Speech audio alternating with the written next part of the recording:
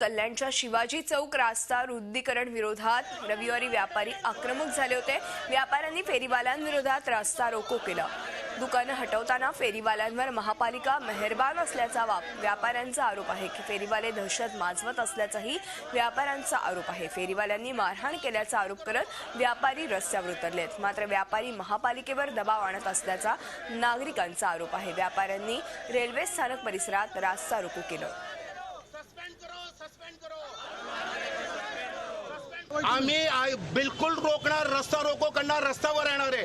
कारण की आज व्यापाऱ्यांना हे मारलंय आणि तुम्ही हॉकर्सची काय आज पण हॉकर्स बसलेले आपण बघा, इथं पब्लिकला जायला रस्ता नाही, डॅमरेज पडलेला आहे। हे सर्व या रोड बघा, अजून हॉकर्स बदला। कल्याण डोंबिवली महानगरपालिका आयुक्त कशासाठी हे सर्व नाटक करतात?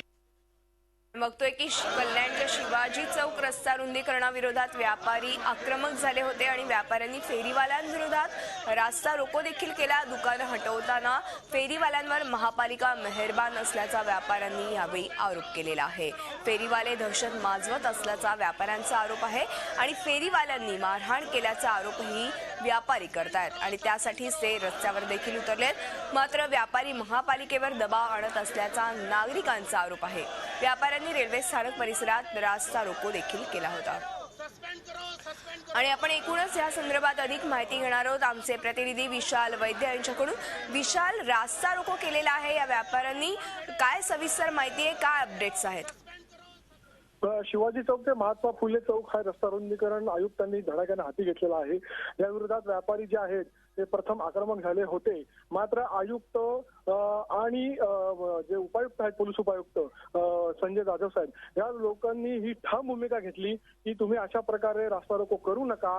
यामुळे जे आहे वातावरण जे आहे ते इथले चिघळू शकतं। त्यामुळे कुठेतरी जो वाद होता फेरीवाले विरुद्ध व्यापारी, तो आता सध्या तरी मिटलेला आहे। फेरीवाल्यांविषयी हा रस्ता रुंदीकरण झाल्यावरती आम्ही निश्चितच एक धोरण आखू, त्यानुसारच व्यापारी आणि फेरीवाले यांना योग्य ती जागा देण्यात येईल असं आश्वासन जे आहे ते उपायुक्त जाधव साहेबांनी दिलं आहे। त्यामुळे कुठेतरी हा मोर्चा जो निघणार होता आणि रास्ता रोको आंदोलन करणार होतं ते आयुक्तांच्या विनंतीनंतर मागे घेण्यात आलेलं आहे आणि आता सध्या तरी जी कारवाई सुरू आहे दुकानं तोडण्याची, ती व्यवस्थितपणे सुरळीतपणे सुरू आहे। धन्यवाद विशाल या संपूर्ण माहितीबद्दल। आपण बघतोय की फेरीवाल्यांविरोधात व्यापारी आक्रमक झाले होते, मात्र त्यांचा हा जो विरोध होता तो काही प्रमाणात काहीना शमलेलाच पाहायला मिळतोय आता। झी 24 तास रहा एक पाऊल पुढे।